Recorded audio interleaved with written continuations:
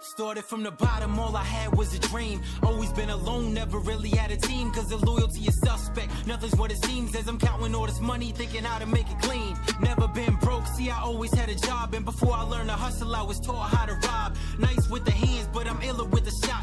Battling depression cause it's lonely at the top. Drinking all this Henny just to try and ease the pain. Though I never had regrets, there's some things that I wouldn't do the same. I would never change for some change, and I never let the sneak distance take me out my game. I'm a grown man. Unless it's for my kids, I don't hold hands. Cause they hate it when you focused on your own plans. So I gamble with my money, I don't gamble with my life in the street. Cause you only get one bottle of that Henny and I mix it with some Red Bull. Got a couple pills that I'm popping for the pain. What's going on? My name is Marcus Whitley, and yes, this is Good Behavior. Now, I want to do something a little different, and I want to take this time to talk more about last week's episode because of the impact that it had.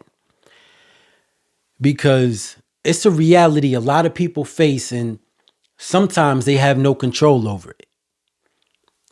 Now, I've always said you should surround yourself with better people if you feel like the people in your life aren't right for you or they're toxic, whether it's family, friends, or anyone. You need to remove them from your life or distance yourself as much as possible. I mean, at least that's how I've always felt. But now I've realized that it's not as easy as it sounds. As my guest shared last week, he was jumped into a gang at 10 years old without his consent, forced into a life he didn't want to be a part of, and it corrupted him. It almost got him killed and cost him years of his life that he'll never get back. Things could have went so many different ways, but it's a blessing that he's still here. With everything that he's been through, he's helping others as well as still working on himself. That's not an easy path, and I appreciate that he took the time to sit down with me and shed light on his story. It really hit me and has had me thinking about, it's had me thinking because, like I said, everything that I do and talk about has been based off of choices and consequences.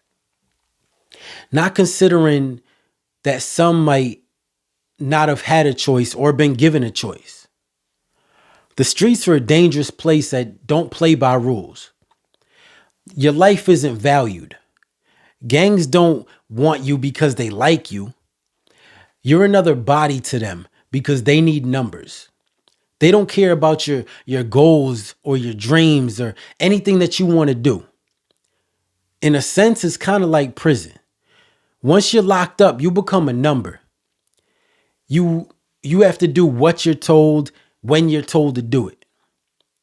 It don't matter how tough you think you are. You don't have a choice at that point. And I hear so many kids talking about what they would do or would have done until they come face to face with a situation that they can't get out of.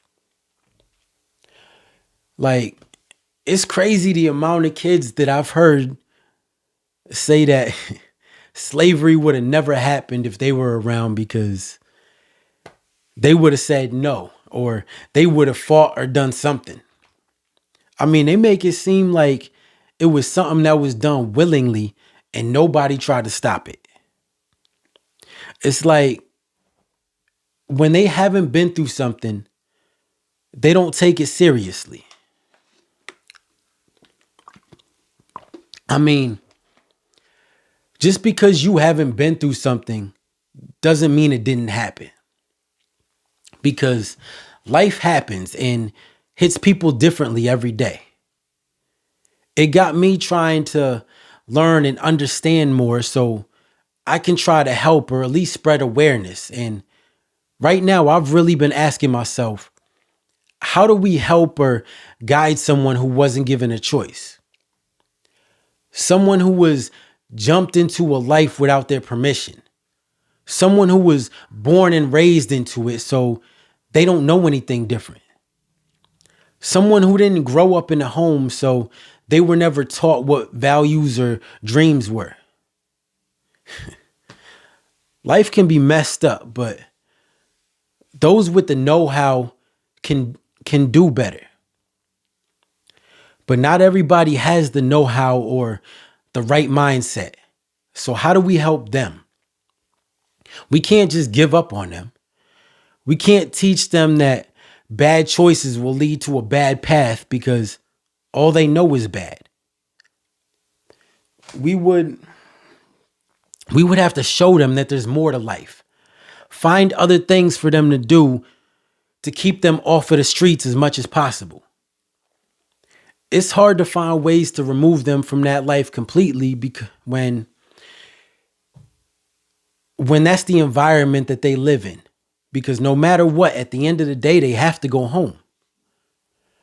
It's not an easy situation. And that's why I felt like I wanted to speak on it, because it's not talked about enough. Now, I hope this episode was able to open your eyes the same way it did for me, because sometimes choices aren't an option. And I hope we can come together and find ways of helping those who are lost and who weren't given a choice. There's got to be something that we can do. Now, my name is Marcus Whitley, and this is Good Behavior. So until the next episode.